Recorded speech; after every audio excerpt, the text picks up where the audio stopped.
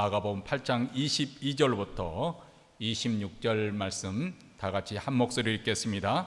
벳세다의 이름에 사람들이 소경 하나를 데리고 예수께 나와 손대시기를 구하거늘 예수께서 소경의 손을 붙드시고 마을 밖으로 데리고 나가사 눈에 침을 뱉으시며 그에게 안수하시고 무엇이 보이느냐 물으시니 우러러보며 가로되 사람들이 보이나이다. 나무 같은 것들에 걸어가는 것을 보나이다 하거늘 이에 그 눈에 다시 안수하시며 제가 주목하여 보더니 나와서 만물을 밝히 보는지라. 예수께서 그 사람을 집으로 보내시며 가라사대 마을에도 들어가지 말라 하시니라. 아멘. 최근에 저희 아이들이 방학을 맞이해서 잠깐 집에 머무는 동안 함께 영화 2편을 평소에 보지도 않은 일을 밤늦게 같이 영화 보러 이렇게 갔습니다. 한 영화는 제게 받는 어떤 그 인상적인 부분 중에 한 가지는 자기가 사랑하는 그 인공 로봇이죠. 그 인공 로봇이 망가져 버리니까 마치 사랑하는 애인을 잃은 것처럼 사랑하는 와이프, 그 아내를 상실한 그런 슬픔으로 이렇게 슬퍼하는 그런 장면을 보고 앞으로 우리가 다가올 우리 사회가 어떤 형태로 사람들이 관계를 맺어갈 것인가. 예전에는 사람과의 그 관계만 생각이나 이제는 애완견과 관계를 맺어가는 것을 이렇게 우리가 보고 있고 앞으로는 인공 로봇과 인간과의 그 관계의 형성을 어떻게 하고 있을 것인가. 그런 부분을 우리가 한번 생각해 봤고 또 다른 영화 하나는 물론 공상과학 영화지만은 이 발달된 과학 기술로 인해서 유전자로 인해서 이 엄청난 괴물이 출현했을 때 그것을 인간이 어떤 태도, 그것을 어떤 목적으로 이것을 사용하고 있는가에 따라서 크게 파괴적으로 나타날 수도 있고 그것이 좋은 쪽으로도 나타날 수 있을 거라는 그런 생각을 이렇게 갖게 되었습니다. 어쨌든 이런 과학 기술의 발달은 조만간에 아니 이미 우리의 삶 속에 깊숙이 침투해 들어오고 있는 것이고 그것이 긍정적인 쪽으로 우리를 편리하게 하고 더 복된 그 질이 좋은 삶으로 인도하기도 하지만은 또 한편으로는 또한 우리 인류 문명을 파괴하고 인류의 생존을 위협하는 그런 아주 위험스러운 그런 상황으로도 또 부작용이 나타나고도 있습니다. 가령 예를 들어서 우리가 사용하고 있는 그 스마트폰 같은 경우 우리가 통신하고 또 문자를 보내고 또 어떤 쇼핑할 때 검색하고 이 모든 것들이 누군가에 의해서 다 그 정보가 수집이 되어지고 있는 거죠. 그래서 내가 인터넷에 탁 치면은 많은 그 광고성의 그런 메일들이 쏟아져 나오는 이유는 뭐냐면 내가 평소에 그런 쇼핑에 관심을 가지고 검색을 했기 때문에 거기에 맞게 그 사람이 좋아하는 그런 물품들, 그런 소개하는 광고물들이 쏟아져 들어오는 것이거든요. 그 말은 무슨 말이에요?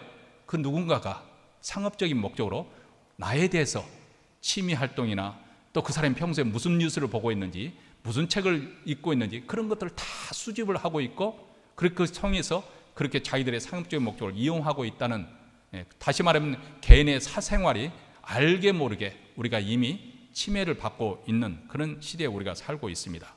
그리고 무엇보다도 이 과학기술의 발전은 우리 인간의 사고에 또 가치관에 지대한 영향을 미치고 있습니다. 한마디로 말해서 오늘날 이 시대는 과학과 기술을 신봉하는 과학이기다 하면은 틀림없는 진실이라고 믿는 그런 시대에 살고 있습니다. 그래서 과학적으로 설명할 수 없는 것들은 사람들이 믿지를 않는 것이죠. 성경에 나오는 많은 이적과 기사, 가령 예를 들어 예수님께서 병을 고치시고 오병이의 역사를 이런 것들은 과학적으로 설명할 수 없는 것이기 때문에 이것은 믿을 수 없는 허구라고 그렇게 생각하고 가령 과학이 발달하기 전에 아마 신화일 거야, 전설일 거야 그렇게 치부를 합니다. 왜냐하면 과학이라고 하는 것은 자연 현상만을 가지고 연구 대상으로 삼기 때문에 초자연적인 현상, 바로 기적과 같은 이런 사건은 그들은 설명할 수가 없는 것이죠. 설명할 수 없다고 해서 그와 같은 사실이 존재하지 않는다고 단정하는 것은 논리의 비약입니다. 분명히 과학으로 다 설명할 수 없는 그런 부분이 있습니다. 그렇다고 해서 설명할 수 없다고 해서 그것이 존재하지 않는다. 물론 존재하지 않을 수도 있지만 얼마든지 존재할 수 있는 것이죠. 근데 과학기술의 발달은 이제 우리 인간들이 합리적이고도 논리적인 과학적인 사고를 통해서 결론을 내릴 수 있다고 믿고 있기 때문에 성경에 나오고 있는 이적들은 과학적이 아니기 때문에 설명할 수 없는 그런 일이기 때문에 허구라고 단정해 버리는 사람들이 의외로 많다는 사실입니다. 그런 의미에서 오늘 본문은 이런 현대인들에게 이 본문에 나타나는 그런 이적과 기적은 저자 마가의 단순한 어떤 상상력을 발휘해서 어떤 허구에 가득 찬 그런 거짓 증언이 아니라 실제로 일어난 사건이라는 것을 보여주는 점에서 아주 흥미로운 그런 내용이라고 볼 수가 있겠습니다. 오늘 본문에 보면 예수님께서 베스다의 소경을 고치시는데 두 차례 안수하시고 눈을 회복시키시는, 치유하시는 그런 대목입니다. 이 부분은 마치 예수님의 능력이 한계가 있기 때문에 한 번 안수해가지고는 안 되니까 안 되네? 다시 한번 해주지. 그렇잖아요. 어느 목사님이 병 고치는 그런 은사를 받았다 해서 이렇게 열심히 기도해서 한 번 가지고 안 되면 그냥 머리를 확 집어넣어가지고 더 밀어붙이면서 주여 믿습니다 하는 그런 부흥회 또 여러분들 기억하시지 않습니까? 우리 예수님은 능력이 없으시기 때문에 두 차례 걸쳐서 그렇게 고치실 거라고 우리는 그렇게 생각할 수가 없습니다. 왜냐하면 다른 성경의 기록에 보면은 우리 주님에는 제한이 없으십니다. 그렇죠? 가령 예를 들어서 해장장 딸의 심장이 멈춰버린 완전히 상고가 내려진 그런 상황 속에서 우리 주님은 다시 생명을 불러오신 분이십니다. 아니 나사렛 경우 같은 죽은 지 나흘이나 되어서 시체에서 썩는, 무덤 속에 있는 시체에 썩는 그런 냄새가 나는 속에서도 나사렛에 나오라 하니까 그 죽은 자가 그 산자와 같이 명령을 받고 이렇게 나오지 않습니까? 참 놀라운 그 치유의 능력을 보여주시는 우리 주님께서 이렇게 두 차례 걸쳐서 치유 과정을 보여주셨다는 것은 어떤 특별한 목적이 있기 때문에 그러신 것이지 우리 주님의 능력이 제한받기 때문에 그런 것은 결코 아니라는 것입니다. 즉 다시 말하면 예수님의 치유의 이 기사가 결코 허구로 꾸며진 이야기가 아니라는 사실을 오늘날 발달된 과학기술이 오히려 이 기적이야말로 정말 거짓이 아닌 실제로 일어난 사건이라는 것을 뒷받침해 주는 중요한 대목이기도 합니다. 이에 대해서 김정은 연세대 의대 교수께서 아주 통찰력 있는 그런 설득력 있는 그런 설명을 해주고 있습니다. 소경이 눈을 뜨고 나서 무엇이 보이느냐 예수님께서 이렇게 질문을 하니까 사람들이 보이나이다, 나무 같은 것들에 걸어가는 것을 보나이다 이렇게 답변했는데 쉽게 말하면 사람들이 보이는데 나무같이 그렇게 걸어가는 것 같은, 나무가 걸어가는 것 같은 그런 느낌을 받았다는 것이죠. 자, 이 대목이 왜 중요한 것인지, 왜냐하면 이 구절이야말로 이 소경이 정말로 장님이었다가 예수님께서 만져주심으로 눈을 뜨게 되었는데 그 세상을 바라보고 있다는 사실을 아주 과학적으로 입증해 줄 수 있는 그런 단서가 주어지기 때문에 그렇습니다. 매우 드물기는 하지만은 날 때부터 아니면 어렸을 때, 아주 어렸을 때 소경이었던 자가 어른이 된 후에 의학의 발전으로 인해서 수술을 받아 시력을 회복하게 되는 경우가 있습니다. 그러면 눈을 뜨게 해주면 뭐 보는데 아무 지장이 없을 거라고 우리는 그렇게 기대를 하지 않습니까? 근데 우리의 생각과 달리 의외로 정상적인 시각을 가지고 사물을 인지하기까지는 상당히 어려움을 겪는 그런 과정이 필요하다는 거예요. 그 이유는 단순히 시력을 회복하였다 해서 금방 그 사람이 이것이 무엇인지 사물을 인식할 수 있게 보는 것이 아니기 때문에 그렇습니다. 이런 사실은 오늘날 현대 과학이 발달했기 때문에, 특히 신경과학이 발달했기 때문에 우리가 이것을 알 수 있는 것이지 2000년 전에 사는 사람들은 이런 지식을 가지고 있을 리는 만무합니다. 소위 말하면 본다는 것, seeing, 이 본다는 것은 신경생리학 과정을 어느 정도 이해해야 그런 지식이 있어야만이 우리가 사물을 인지하려면은 단지 눈의 감각세포나 감각기관을 통해서만 보는 것으로 끝나는 것이 아니라 그 정보가, 새로운 정보가 뇌에 전달이 되어져야 되는 것이죠. 눈으로 봤던 그 정보가 뇌 신경이, 그 시신경에서 뇌에 전달이 되어지고, 그러면은 이 뇌 속에 이미 기존에 저장됐던 그 정보들이 있지 않습니까? 그 정보들과 새로운 정보들과 연결이 되어져서 연합이 연관을 맺어서 이것이 무엇이구나, 내가 지금 보고 있는 것이 무엇이라고 이것을 정보 처리를 해줘야만이 그것이 무엇이라고 결론을 이렇게 해석이 가능하게 되는 것이죠. 다시 말하면 프로세스가 있는 거예요. 우리는 그렇지 않죠. 눈을 뜨고 보면은 이건 무엇이다 판동이 되었지만은 소경들은 바로 눈을 뜨게 되면 그런 과정이 필요하다는 거예요. 그런 훈련이 필요하다는 거죠. 뇌에 들어온 새로운 정보가 이미 기존에 있던 그 정보와 연결이 되어야 되만이 이 정보 처리를 하는 과정이 필요하다는 거죠. 그래서 새로운 정보에 대한 해석을 낼 때 우리는 이것이 사람이구나, 이것이 집이구나, 이렇게 사물을 인식하게 되는 것이죠. 그렇기 때문에 본다는 것, 이 seeing이 비록 눈이라는 감각기관에 의존해서 정보를 받아들이기는 하지만은 그 정보를 처리하여서 그것이 무엇이라고 이 뇌에서 그 역할을 해주지 않냐면은 보아도 보는 것이 아닌 거죠.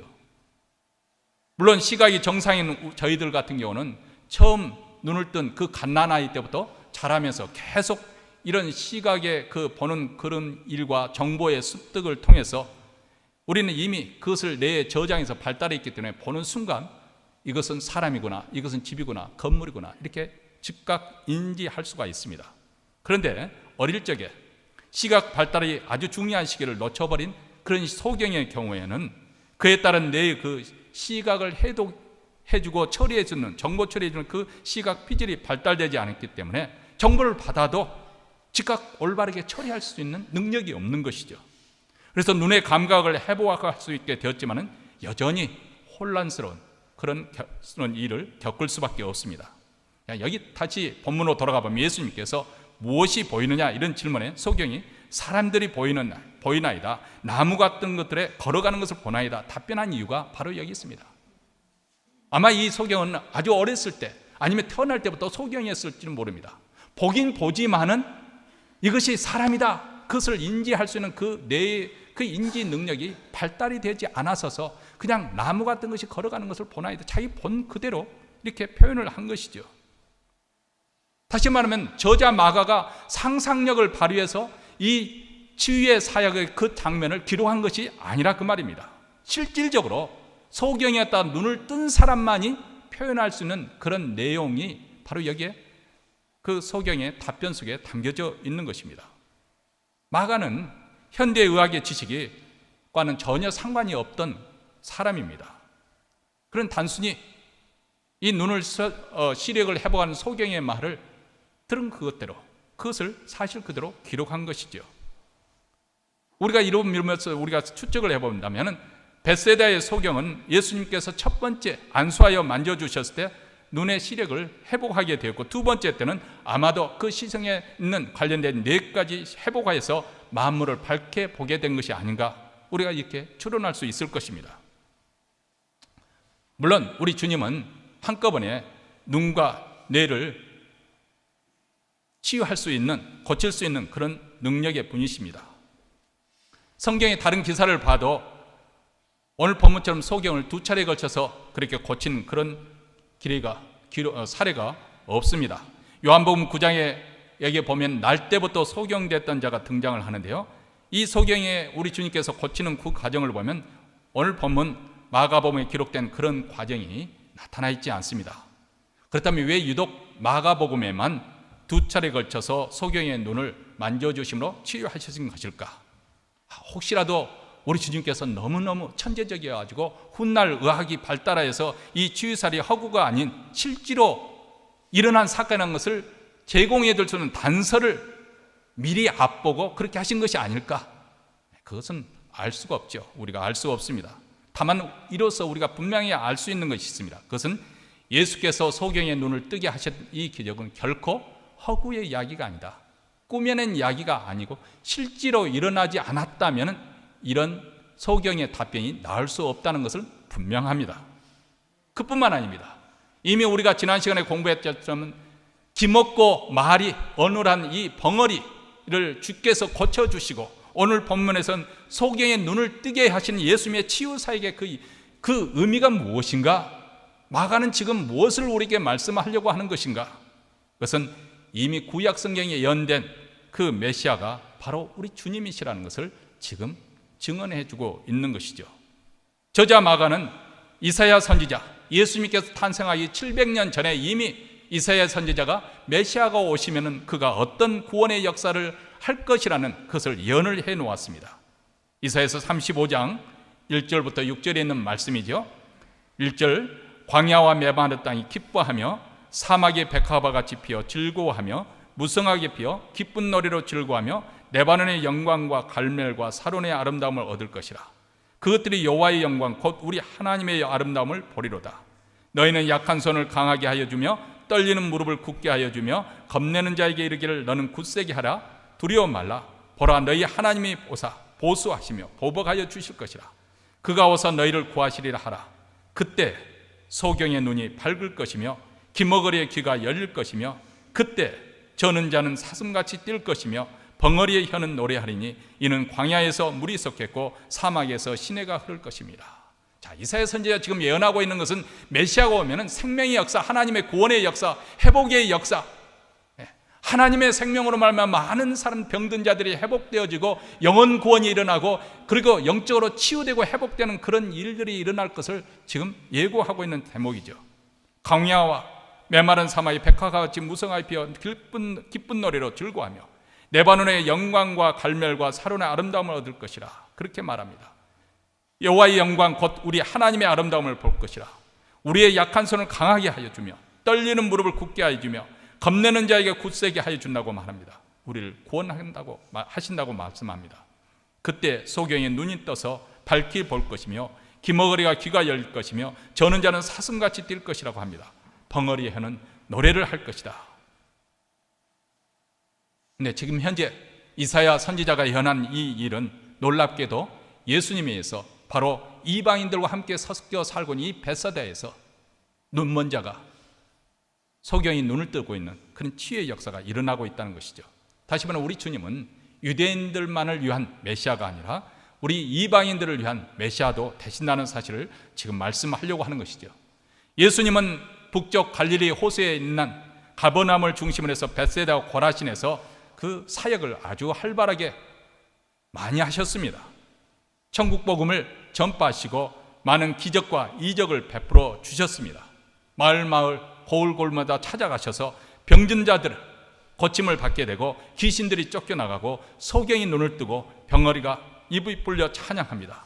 죽은 자가 다시 살아나고 또 오병이의 역사, 떡덩이 5덩이와 물고기 2마리로 장령만 5,000명이 일어나는 이런 놀라운 역사가 베스다 들판에서 그렇게 일어납니다. 이렇게 관심과 애정을 가지고 그들을 돌보며 섬겼던 우리 주님, 과연 그들은 어떤 반응을 보였을까요? 많은 사람들이 예수님을 추종하고 예수님을 쫓아왔지만 그들이 예수님을 믿었기 때문에, 하나님의 아들이신 것을 믿었기 때문에 그들이 예수님을 따르고 추종했던 것은 아닙니다. 예수님의 오병이의 역사가 일어나고 귀신이 쫓겨나고 병든 자가 나타나는 이 기적적인 현장에서 어떤 호기심을 가지고 아니면 떡덩이를 먹고자 하는 그런 마음을 가지고 그들이 예수님을 찾았던 것이지, 생명의 주가 되신 예수님을 믿고 예수님을 추종하였던 것은 결코 아니었습니다. 그들의 완고함에 대해서 예수님께서 그들의 불신앙을 보시고 예수님이 이렇게 나중에는 책망을 하시지 않습니까? 마태복음 11장에 있는 말씀입니다. 화가 있을진저 고라시나, 화가 있을진저 벳세다야, 너희에게서 행한 모든 권능을 두로와 시돈에서 행하였다면 저희가 벌써 베옷을 입고 제에 앉아 회개하였으리라. 내가 너희에게 이르노니 심판날에 두로와 시돈이 너희보다 견디기 쉬우리라. 가버나움아, 내가 하늘에까지 높아지겠느냐? 음부에까지 낮아지리라. 내게서 행한 모든 권능을 소돔에게 행하였다면 그 성이 오늘날까지 있었으리라. 내가 너희에게 말하는 심판날에 소돔 땅이 너보다 견디기 쉬우리라 하시느니라.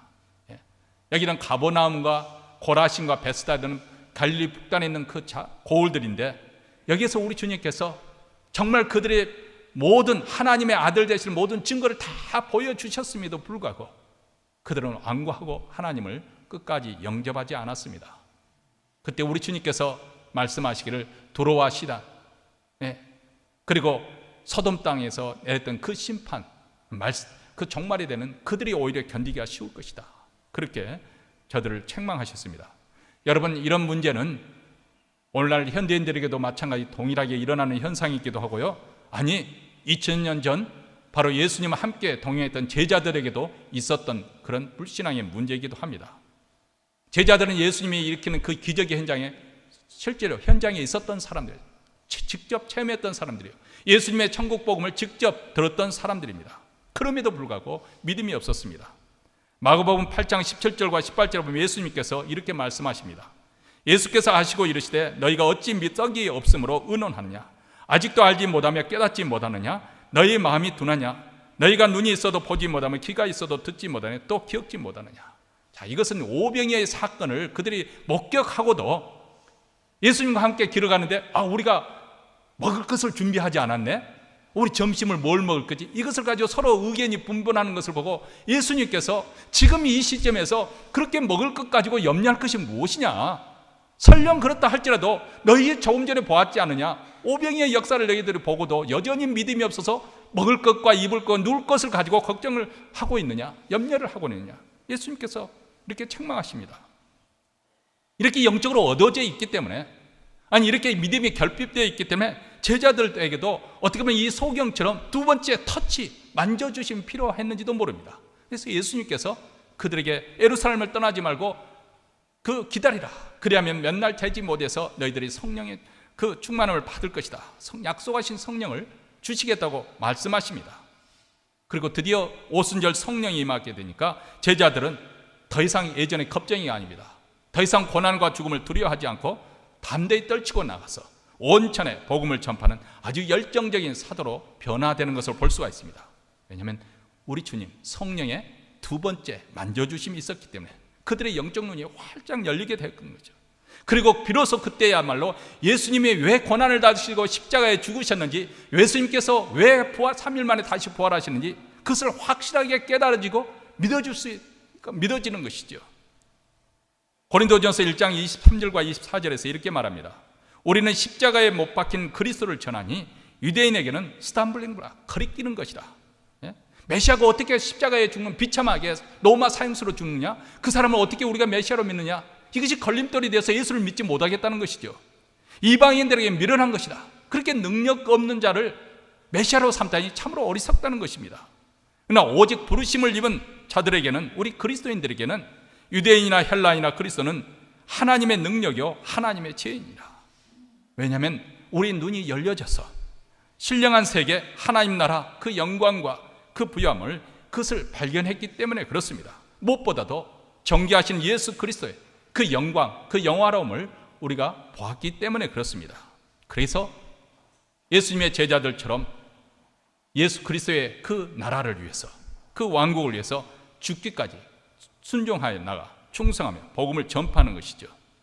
오늘 우리에게도 예수님의 두 번째 만져주심이, 신령한 눈이 열려지기를 위해서 우리가 그렇게 기도해야 될 필요성이 있습니다. 보이기는 보이는데 나무 같은 것들이 걸어가는 것이 보이는 정도의 수준에 머물러 있을 것이 아니고, 우리 주님이 다시 한 번만 더 만져주심으로 말미암아 만물을 밝히 보는 그런 영적인 그런 충만의 자리로 우리가 올라서야 되는 것이죠. 그렇기 때문에 사도 바울도 에베소 교회 성도들 향해서 이렇게 간절히 기도했습니다. 에베소서 1장 18절 말씀입니다. 너희 만문을 밝히사 그의 부르심의 소망이 무엇이며 성도 안에서 그 기업의 영광의 풍성이 무엇이며.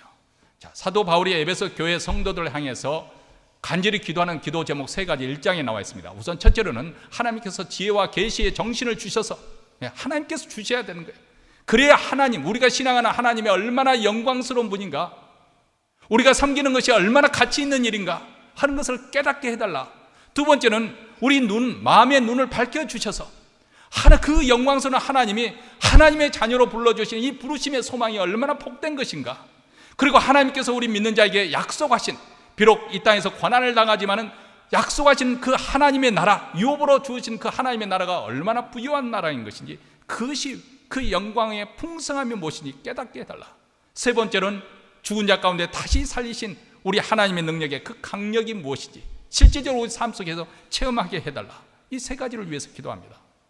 오늘 기도 말씀의 1장 18절에서는 우리 마음의 눈을 밝혀주셔서 하나님의 부르심에 속한 소망이 무엇인지, 성도들에게 베푸시는 하나님의 영광스러운 상속이, 하늘나라가 얼마나 풍성한 것인지, 우리가 깨닫기를 원한다는 것이죠. 이것이 사도 바울의 기도 내용입니다. 우리 마음의 눈이 밝혀지기를 원하는 거예요.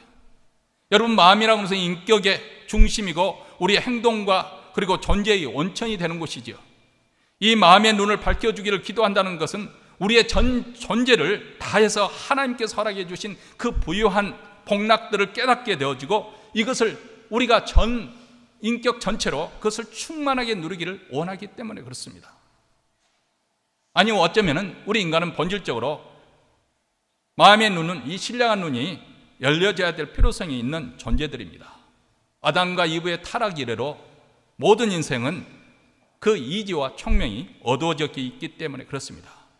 하나님께서 만물 가운데서 그의 능력과 신성을 다 밝히 보여주셨지만 로마서 1장 21절에 사람들이 어떤 반응을 보입니까? 하나님을 알되 하나님으로 영화롭게도 아니하며 감사치도 아니하고 오히려 그 생각이 허망하여지며 미련한 마음이 어두워졌다.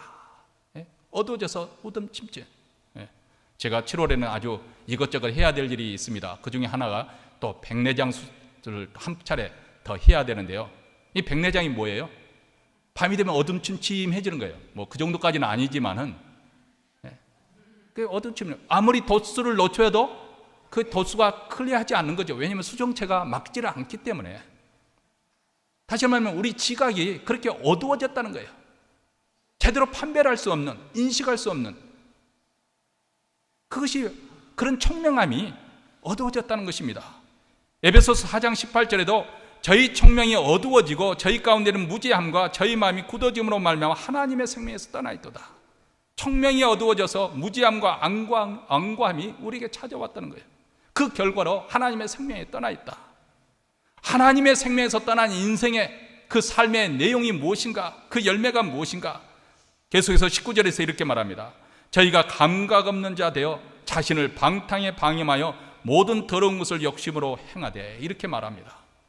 수치의 감각을 잊어버렸어요. 수치스러운지를 모르는 거예요. 자신의 몸을 방탕에 내먹이고 탐욕을 부리고 모든 더러운 일을 하고 있다는 거예요. 여러분요, 우리가 지금 목장 모임 방에 쉬고 있지만은 이 세상에 이런 목장 모임과 같은, 교회 모임과 같은 그런 곳은 없습니다. 세상 밖에 나가서 여러분들 한번 개 모임만 한번 가보시고 동창회 모임만 한번 가보시면 무슨 말인지 알 것입니다. 그들이 생각하고 있는 것이 무엇인가? 세상 생각, 그들이 자랑하는 것은 무엇인가? 세상적인 것을 가지고 자랑합니다. 여성들 같은 경우는 뭐죠? 명품백을 몇 개 가지고 있는가? 은근히 그것을 나타내려고 하는 것이죠. 남자들 같은 경우는 무엇일까요? 내 주량이 얼마나 센가? 얼마나 바람 피웠는가? 남자들 세계는 그것을 자랑을 하는 거예요. 마치 감옥소에 가면 죄수들이 뭘 가지고 자랑합니까? 내 계급이 얼마나 높은가? 그 계급이 뭡니까? 전과를 몇 번 지었느냐? 전과 10범이면 별이 10개가 되는 거예요. 그 사람은 완전히 추앙을 받는 거죠. 그 감옥소 내에서 아주 존경을 받는 거예요. 이게 바로 세상 사람들이 살아가는 모습이라는 거예요. 부끄러운 줄도 모르고 탐욕을 부려도 부끄러운 줄을 모르고 수치를 모른다는 거예요. 온갖 각양의 더러움과 탐욕 속에 자신을 내놓는다는 것이에요. 우리가 지금까지 신앙생활을 하고 있는 것이 아무것도 아닌 것 같고요, 내가 별로 달라지지 못한 것 같지만은 한번 생각을 해보세요. 아니, 여러분들이 오랜만에 그 한국에 나서 동창생, 여러분은 미국 와서 신앙생활을 해왔었고 그 동창은 20년, 30년 동안 사회생활을 예수를 믿지 않고 해왔던 그 사람과 한번 대화를 나눠보세요. 어떤 말이 그 입에서 나오는지 한번 알아보시기 바랍니다. 근데 사실 우리도 이전에는 사단의 영역에 속에서 그렇게 살았습니다. 사단의 속에서 물질과 정욕의 종이 되어서 세상의 헛된 것, 이생의 자랑과 정욕의 그런 정욕과 온갖 세상적인 그런 것을 추구하며 살았습니다. 영적으로 볼 때는 캄캄한 흑암 속에 갇혀 있었던 것이죠. 본인은 자유롭게 환한 대낮에 살고 있다고, 하고 싶은 일을 마음대로 하고 그렇게 즐기고 있다고 그렇게 표현하려는지 모르지만은 성경에서 보면 영적으로 그들은 흑암 속에 있어가지고 걸려 넘어져도 무엇에 걸려 넘어지는지도 모른다는 것입니다. 더러움과 방탕에 둥그러도 염치와 수치도 없게 되었다는 거예요. 그때는 죄의 종로로서 하고 있었습니다. 그런 상황에 있었던 우리를 하나님께서 우리를 건져주셨는데 그 의미를 골로새서 1장 13절과 14절에 이렇게 말씀합니다.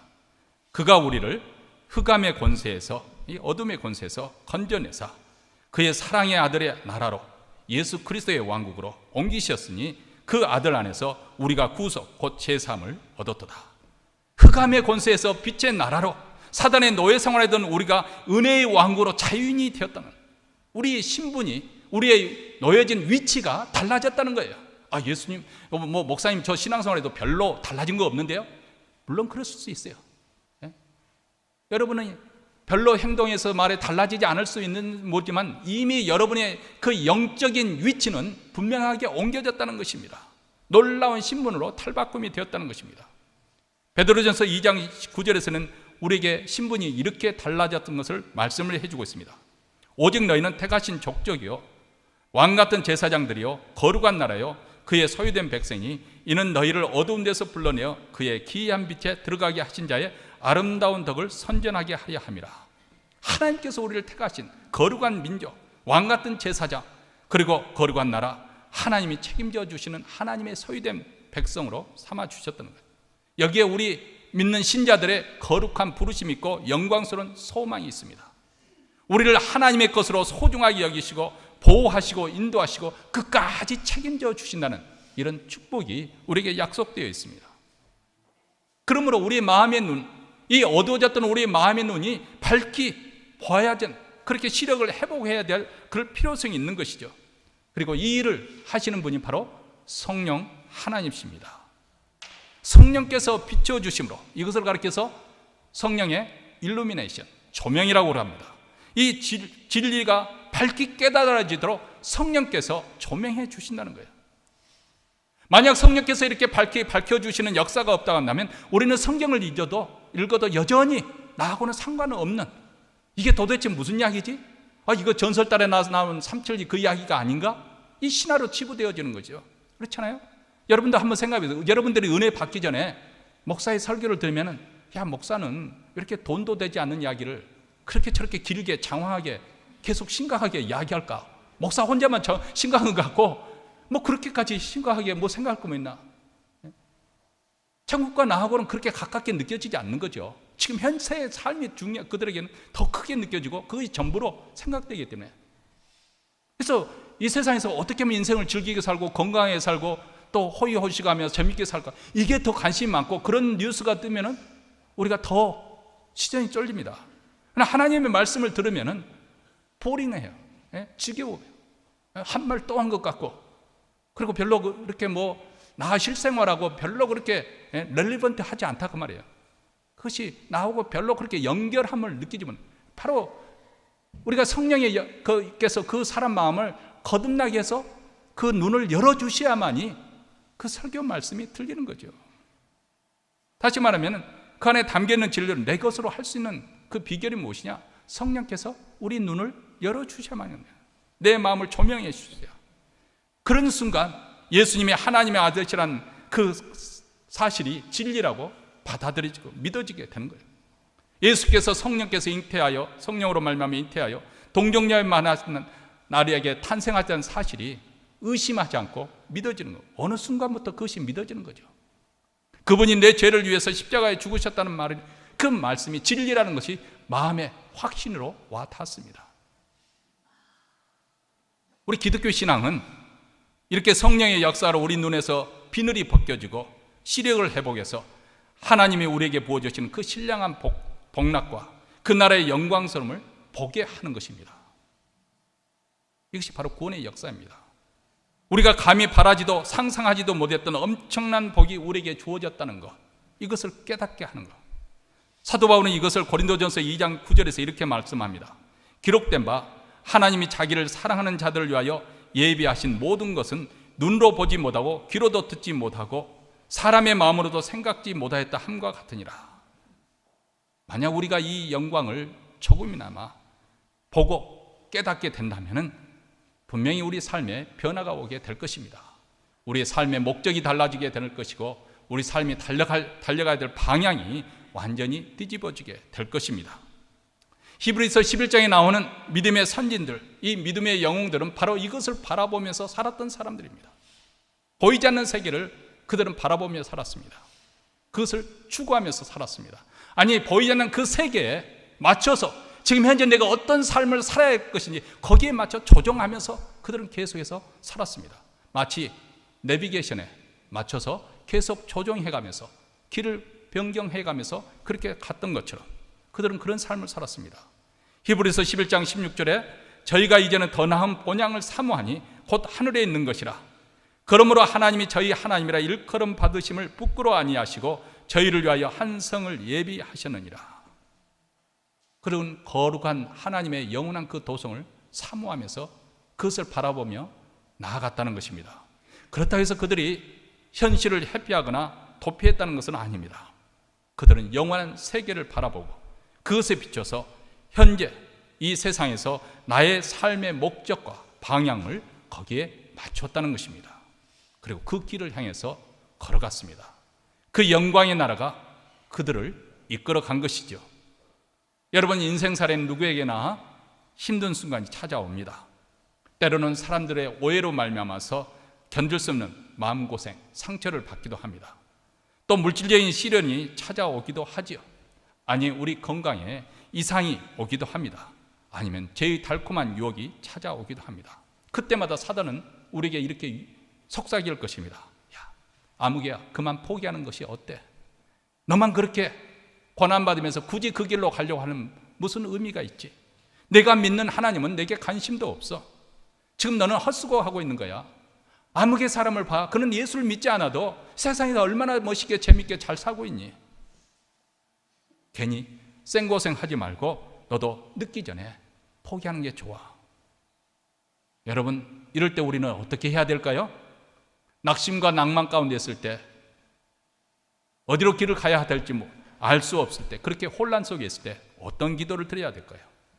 오늘 말씀처럼 우리 주님이 우리를 다시 한번 터치하여 주셔서 다시 한번 만져주심으로 우리의 신령한 열이 활짝 열리게 되고, 그래서 영광스러운 하나님 그분을 아는 그 지식, 그 부유함 속에 들어가게 되고, 그리고 그분이 우리를 불러주신 그 복락, 그 소망이 무엇인지 그것을 볼 수 있게 해달라고 우리 기도가 필요한 것이죠. 자녀된 우리에게 주어진 그 하나님 나라의 그 부유함과 영광스러움을 포기해달라고 우리는 기도해야 됩니다. 여러분, 일제시대를 살았던 최남선 씨, 이광수 씨 이름을 들어보셨을 것입니다. 이분들은 어떻게 보면 민족 지도자로 한때는 그렇게 존경을 받았던 그런 분들입니다. 아주 그 시대 탁월한 지성인들이었습니다. 처음에는 민족의 지조를 지키면서 독립운동을 그분들도 앞서서 주도하며 살았습니다. 그런데 일제 통치가 30여 년 계속 지속적으로 되니까 그만 일제 말기에 변절자가 되고 말았습니다. 아마도 일제 통치가 영원히 계속되고 우리 대한민국은 완전히 그 일제 그 속국으로 전락이 되고 일본과 이제 병합이 돼 더 이상 그 나라가 없어질 거라고 생각했었을 것입니다. 근데 일본 제국은 영원하지 않았습니다. 마침내 36년 만에 일본은 망하고 우리나라는 독립되었습니다. 해방을 맞아 독립되었을 때 그들은 친일파로 몰려서 온갖 수치를 다 당했습니다. 반면에 고난을 당하면서도 감옥 속에서 끝까지 중심을 지켰던 애국지사들은 영광의 순간을 맞게 되었습니다. 만약 우리나라가 이제 멀지 않아 지금 고난을 당하고 있지만, 그러나 우리나라가 곧 독립하게 될 거라는 것을 그들이 미리 내다보았다면, 그것을 바라보았다면 그들은 결코 지저를 굽혀서 변절하지 않았을 것입니다. 오늘 이 시간 우리에게도 동일하다고 생각합니다. 우리에게도 고난과 시련에 영원히 지속될 것 같지만 그렇지 않습니다.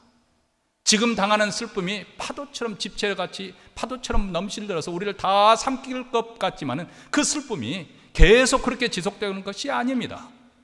우리가 터널을 통과할 때 보면은 터널에 오면 캄캄한 굴 속으로 들어가잖아요. 그러나 벌써 저 끝에 환한 그 끝이 보이지 않습니까? 조만간에 그 터널을 통과하게 될 것입니다. 어쩌면 이 세상에 사는 동안 터널같이 캄캄한 인생, 그 고난의 길로 계속 가야 할지도 모릅니다. 그러나 우리가 확실하게 아는 것은 그 고난의 터널은 반드시 끝난다는 것입니다. 아니, 이 인생이 종말을 맞이한다 하더라도 우리는 천국 가게 될 때 대낮보다 더 환한 그 영광스러운 천국에서 모든 고난은 뒤로 하고 모든 슬픔은 뒤로 하고 우리는 자유로운 영혼을 가지고 영광의 하나님을 얼굴과 얼굴을 맞대는 그런 영광스러운 자리에 서게 될 것입니다.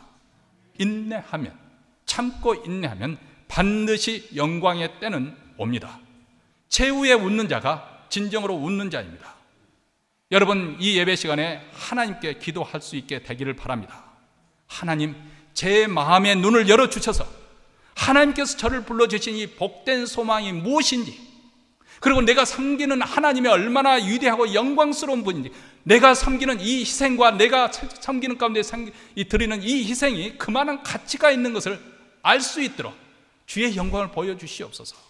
그리고 우리에게 약속된 그 하나님의 나라, 그 영원한 나라가 얼마나 영화롭고 부요한 나라인지 그 나라를 보게 하옵소서. 그래서 오늘 이 시대를 살아갈 때 세상 일로 인해서 실족하거나 낙심하지 않게 하소서. 어떤 환난과 시련을 만나더라도 이 비밀을 간직한 기쁨이 나를 지배하게 하시사 이 어려운 시련 때, 이 슬픔의 때 잘 건너가게 하옵소서. 이런 기도가 우리 모두의 기도가 되시기를 주의 이름으로 축원합니다.